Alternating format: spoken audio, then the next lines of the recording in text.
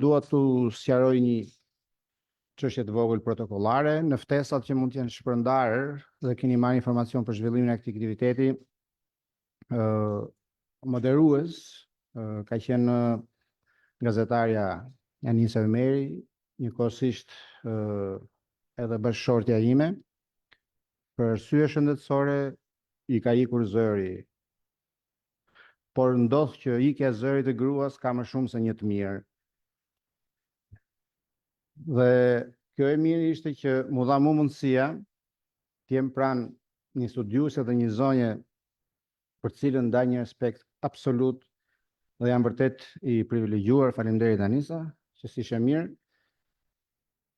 Faleminderit Zanës që ma krijoi këtë mundësi. Do flasim për artët pamore. Zana ka përgatitur një material goxha të rëndësishëm, por përpara se të fillojmë me Zanën, do doja që, duke qenë se ky është një aktivitet i organizuar nga Komisioni i Artëve pranë Akademisë së Shkencave, do doja të ftoja zotin Vasotole si nënkryetar i Akademisë të prezantonte një informacion të shkurtër pikërisht mbi Komisionin e Arteve pranë kësaj akademie. Faleminderit doktor. Shëndetje dhe mirë se erdhët në Akademinë e Shkencave në këtë veprimtari të parë të Komisionit të Ristrukturuar të Arteve.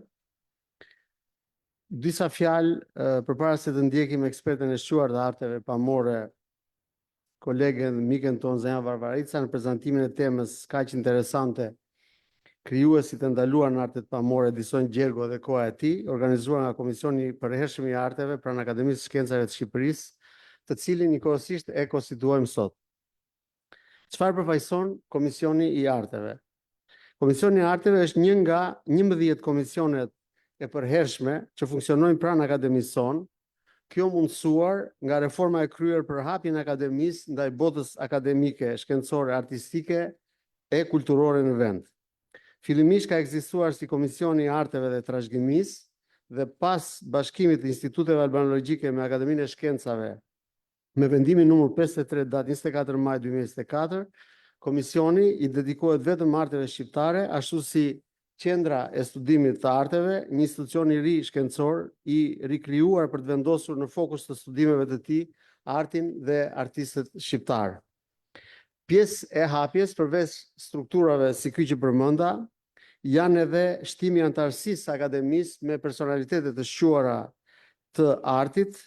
Përmend këtu Ermonela Jaun, Eno Koçon, krahas disa akademikëve të cilët janë pranuar si antar të akademisë me cilësinë që janë personalitete të artit dhe të kulturës. Kam kënaqësinë të pohoj që në përbërjet Komisionit të Artit bëjmë pjesë akademik, personalitete dhe ekspertë të shquar të fushave të artit, si dhe përfaqësues të disa institucioneve kryesore artistike në vend. Antarët janë Fatos Kongoli, Stefan Çapaliku, Namik Dokle, Suzana Varvarica Kuka, Najada Hamza, Josif Papagjoni, Altin Basha, Belfiore Qose, Denis Bishga, Abigela Voshtina dhe Megi Tafaruçi. Do t'ju ftoja një duartrokitje për kolegët e nderuar, një pjesë të cilëve e kemi këtu. Referuar statutit të akademisë, komisioni përbëhet nga antarë të së njëjtës fushë ose të fushave të përafërta, me qëllim mundësimin e një komunikimi e të një debati të specializuar në fushën përkatëse.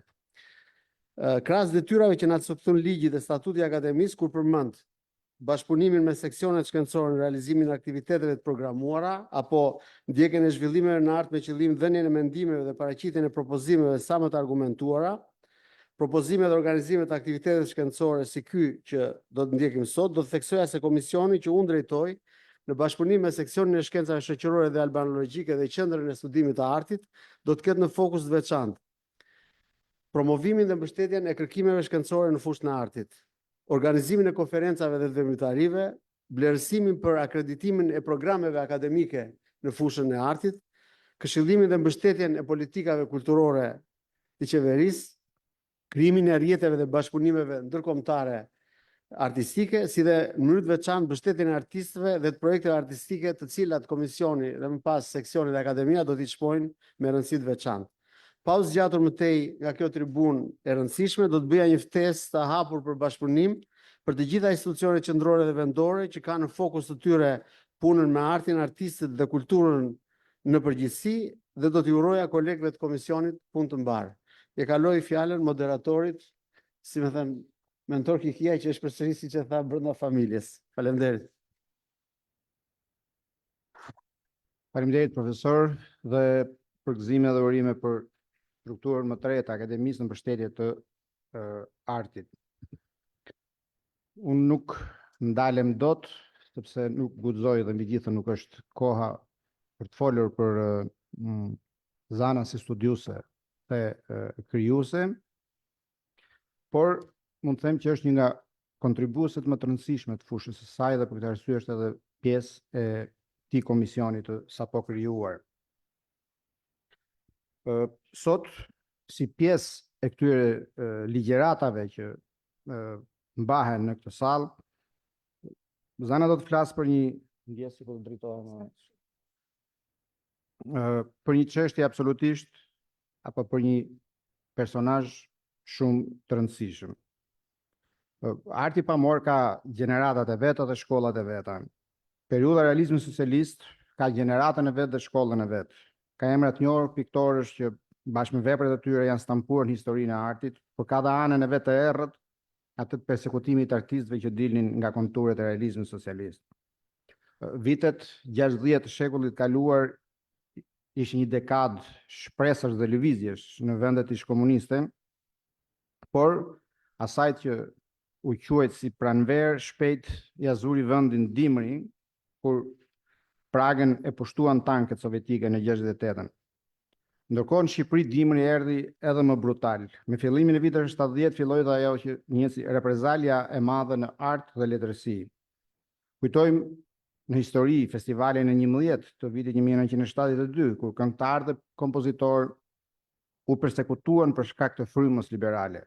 Por edhe artët pamore kanë patur festivalin e tyre të 11. Edhe ata kanë patur dëshmorët e tyre, edhe pse jo kaq të zhurmshëm sa festivalet muzikore. Një prej tyre ka qenë edhe piktori Edison Gjergo. Pikërisht në këtë periudhë kur nisi edhe përgjimi dhe persekutimi i piktorit, derisa në vitin 1975 e dënuar me burgim për agitacion dhe propagandë përmes penelit. Edison Gjergo dhe koha e tij, kjo është tema e ligjeratës sot, siç jeni edhe informuar. Si u formua Edison Gjergo si piktor? Kush e diktoi, ndikoi dhe drejtoi? Kush ishin bashkosit e gjeneratës së tij dhe çfarë vendi zoi në artin pamor shqiptar?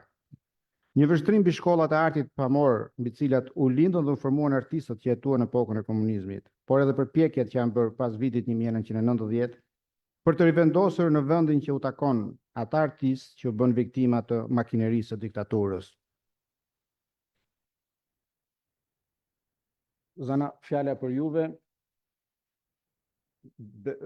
Materiali është i përgatitur në slajde për efekt të perceptimit më mirë dhe për të marrë të gjithë informacionin nga një sy që i kam hedhur, është i koncentruar dhe është një material absolutisht shumë interesant. Unë bashkë me moderimin do dua që edhe ta shijoj këtë informacion, kështu që do ta lë dhe unë këtë karrike këtu tulem që ta kem ekranin përballë. Jo, Zana mund të...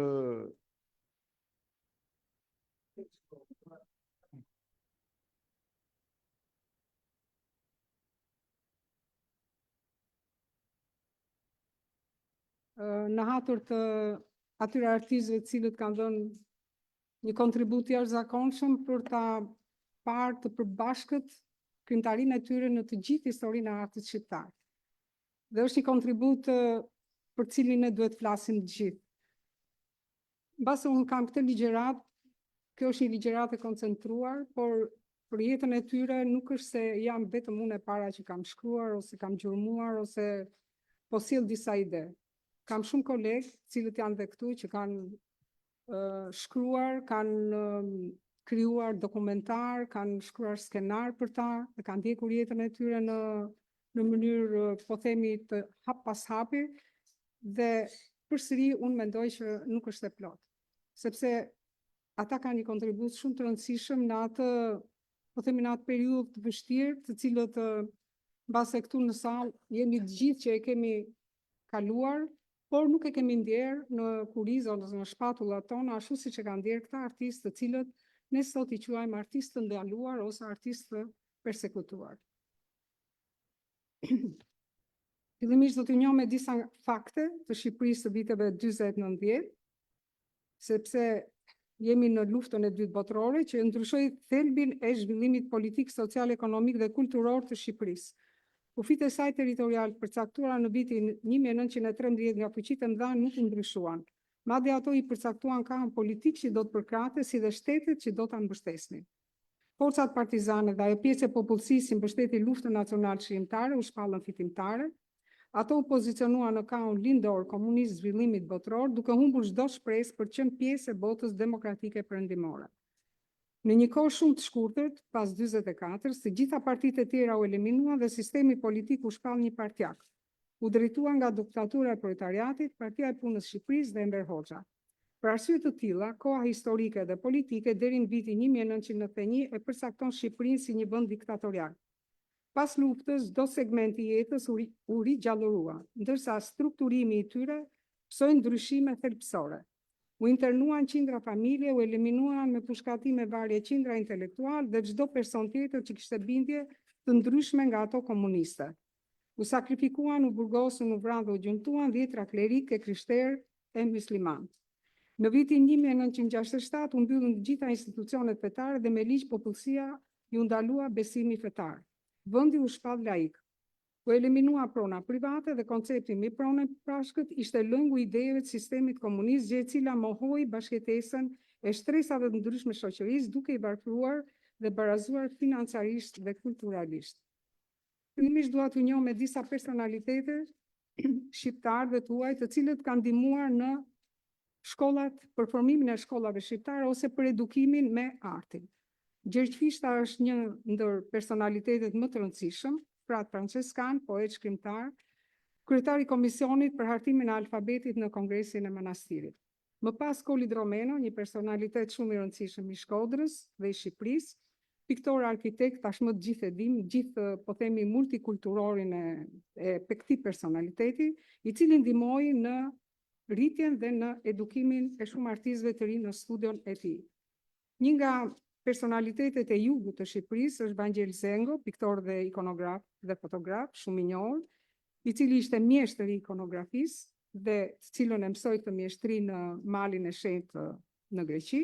Dhe Vangel Zengo është një nga ata artistë dhe fotograf, njëkohësisht piktor dhe fotograf i dardhës, i cili kontribuoi dhe në edukimin e vjetra nxënësve të Korçës, po themi, por mbi të gjitha për vajzat e tij, ku Androniqi dhe Sofia Zengo u bën piktorat e para të shquara të, po themi, të artit laik në Shqipëri.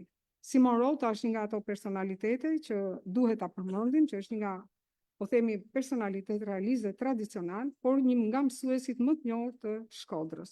Po kështu Viktori Puzanova, e cila në një pjesë të jetës saj e kaloi në Shkodër, pjesën tjetër në Tiranë, piktore ruse, ju kushtua bizantologjisë shqiptare dhe që nga viti 48 themeloi sektorin e artit mesjetar pranë Institutit të Shkencave. Dhe kjo zonjë është një nga zonjat më të rëndësishme, pasi ndihmoi në jo vetëm me bizantologjinë, por edhe me, po themi, me mënyrat e restaurimit të asaj kohe dhe rriti si thua një plejadë restauratorësh të cilët kanë dhënë kontributin e tyre në restaurimin e shumë veprave që lidhen me kishat, pra me sipërfaqet murale, por edhe me ikonografinë me ikonën në dru.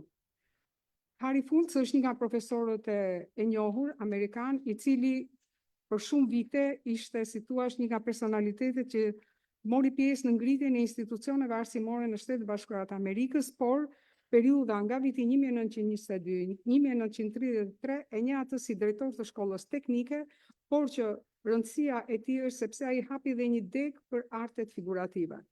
Mario Ridola është piktor italian i cili duhet ta përmendim për, po themi, për iniciativën dhe u bë fillimtar në formimin e shkollës së vizatimit në Tiranë në vitet 30-33 dhe një pjesë e krijimtarisë së tij u konservua asaj kohe në Pallatin Mbretëror. dhe disa prej punëve të tij ndodhen sot në shumë koleksione të ndryshme në qytetin e Tiranës dhe në Shkodër. Qenan Masareja është një nga ata personalitete i cili edhe pse nuk jetoi gjatë në Shqipëri, u bë bashkëpunëtor me Odise Paskalin për formimin e shoqatës Miq të Artit. Po kështu Odise Paskali është një personalitet shumë i rëndësishëm i shekullit 20 për të gjithë fushën ku ai ku veproi, që nga arti i skulpturës, por dhe në letërsi, filozofi dhe në estetik. Më pas këtyre personaliteteve, dua t'ju njoh me disa nga proceset se ku i zhvilluan ato, pra në shkollat që ishin në vitit 1900 dhe deri 1940, si paraprisë të shkollave të artit gjatë periudhës komuniste. Pra ka një lidhje të jashtëzakonshme se nëse nuk do ishin këto shkolla, do ta kishin filluar nga fillimi, por ja që pati e deshi edhe para 40-s të kishim shkolla të rëndësishme. Në një segment kryesor të jetës në vitet 40-90 ishte shkolla ose arsimi, i cili mori zhvillim pozitiv në të gjithë territorin e Shqipërisë. Konkretisht në këtë referim, edukimi dhe arsimi me artin e shënoi ekzistencën e vet në 10 vjeçaret e parë të shekullit 20. Kurset që u organizuan në drejtimin e Gjergj Fishtës, që nga viti 1902 në kuvendin Shën Francesku i Vjohadol, mendoj se duhet të përmenden si fillimtar të këtij edukimi. Ato u vijuan me Kolidromenon, Simon Rotën, Viktori Puzanovën, që zhvillonin orë arti në studiot e shtëpive të tyre. Në Dartë, siç e përmenda pak më lart, që në fillim të 1900-s ushtonte mjeshtrinë e pikturimit, kishave dhe ikonave familjare, por edhe të një arti me subjekte nga klasika e ershme, Bangjel Zengo, i cili në studion e shtëpisë tij edukoi 10 artistë të tjerë, pra fëmijë, si dhe vajzat e veta. Në shkollën e mesme teknike të Tiranës, të hapur në 1921 nga Kryqi i Kuq, i të rinjve amerikan, dhe e drejtuar deri në 33 nga profesori i arteve mekanike, inxhinieri Harry Pulc, nxënësit merrnin njohurim mbi vizatimin dhe dekoracionin plastik në klasën e mësuesit Zef Dajçi. Ata përgatiteshin si teknik të mesëm për krijimin dhe montimin e dekoreve arkitektonik të godinave dhe fasadave që filluan të ndërtohen në qytetet kryesore në vitet 1930 e më pas. Edukimi me artin theksohet me shoqatën e miqve të artit, e themeluar në maj të 31-shit me iniciativë të Odise Paskali dhe Qenan Mesares, të cilët organizuan dhe ekspozitën me 24 maj 1931 të hapur në sallat e Kafe Kursal në Tiranë, ku morën pjesë 15 artistë. Muaji maj i vitit 1931 është përsëri shumë i rëndësishëm sepse filloi të funksiononte kursi i vizatimit që u drejtua nga piktori Andrea Kushi. Kursi i vizatimit u bë baza e hapjes së shkollës së parë, e quajtur Shkolla e Vizatimit në vitin 1931 dhe që u certifikua nga Ministria e Arsimit dhe Komiteti Artistik me datë 29 janar 1932. Shkolla u drejtua nga Mario Ridola dhe Andrea Thanasi. Ajo u mbyll me rënien e mbretërisë në fillim të 1939-s. Programi i kësaj shkolle u mbështeti gjithë në programet e shkollave artistike italiane të llojit liceo artistik. Qëllimi i saj ishte stërvitja e nxënësve ditë pas dite me vizatimin, pikturimin dhe modelimin e modeleve, prej gipsit të llojit vepër arti dhe të modeleve të drejtë për drejta nga natyra, si portreti, trupi njerëzor, natyra e qetë dhe peizazhi. Në vitet 40 edukimi, edhe pse u mbyll shkolla, pra shkolla e vizatimit, vazhdoi të kryej në lënda e artit figurativ, vazhdoi të kryej në gjimnazin e Tiranës, ku mësimin e zhvillonte piktori i ri Sadik Kaceli. Shkollat në Shqipëri pas viteve 45-90 fillojnë me liceun artistik, i cili në vitin 1945 shteti shqiptar ta përgatiste për çeljen e saj. Dhe në dhjetor të 1946 është përurua liceu artistik, të cilit i dhanë emrin Jordan Misja, dëshmor i luftës dhe piktor.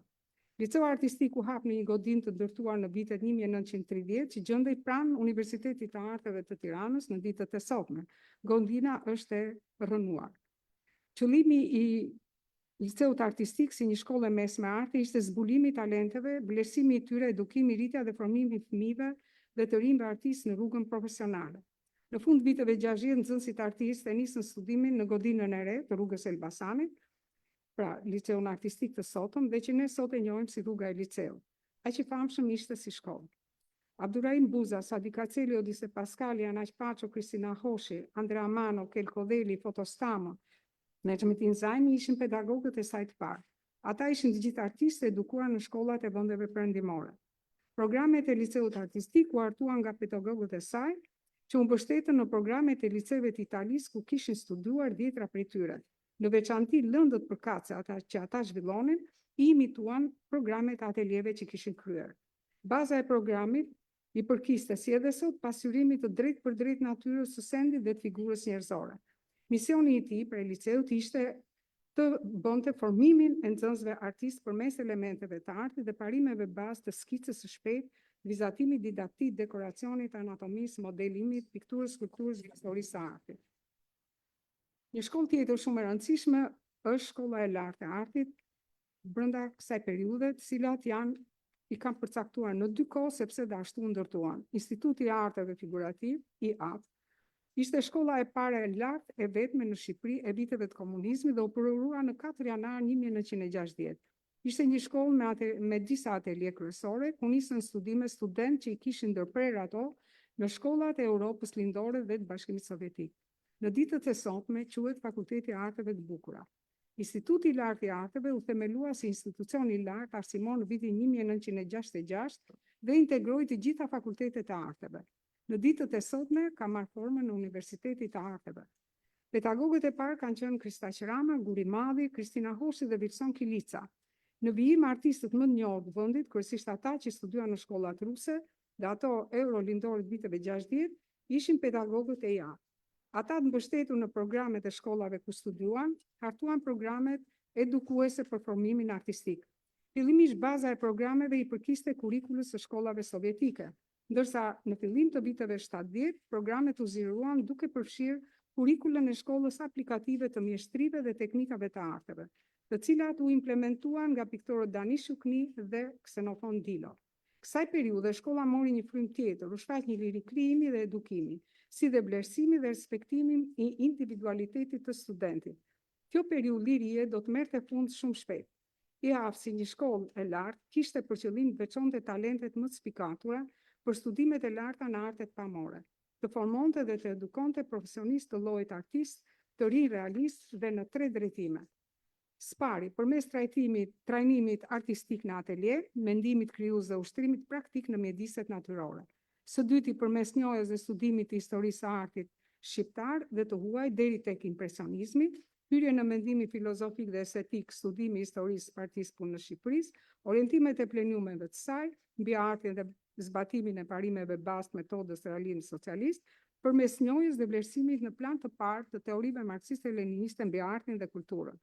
Së treti, përmes edukimit ushtarak si individ të gatshëm për mbrojtjen e atdheut dhe punës vullnetare në objektet më të rëndësishme të ekonomisë, bujqësisë dhe industrisë së ndërtimit. IAF kishte për mision të nxirrte në jetë artistë të rinj profesionistë për tregun e punës të asaj kohe, nga artist krijues dhe administrator të artit, nga mësimdhënës deri tek specialist për institucionet artistiko-produse, puna e secilit artist ri që sapo lindte ateliet e IAF ishte e garantuar. Krysnia politike mbi artin në vitet 1940-1990. Koha komuniste 50 vjeçare lidhur me artin përbëhet nga disa ndërhyrje politike të rëndësishme. Këto ndërhyrje ushtruan vullnetin diktatorial përmes makinës kulturore të propagandës. Njëkohësisht ushtruan vullnetin për zhvillimin e organizuar të sistemit gjithëpërfshirës të arteve figurative pamore sot. Të dy këto vullnete, drejtuara nga institucionet dhe organizatat shtetërore, ndikuan mbi formimin e artistëve figurativ dhe në krijimin e fizionomisë së sistemit të artit figurativ. Fizionominë e kësaj kohe mund ta përmbledhim në 3 zhvillime kryesore. Spari, asaj kohe, arti figurativ i lidhur me konkurimin dhe ekspozimin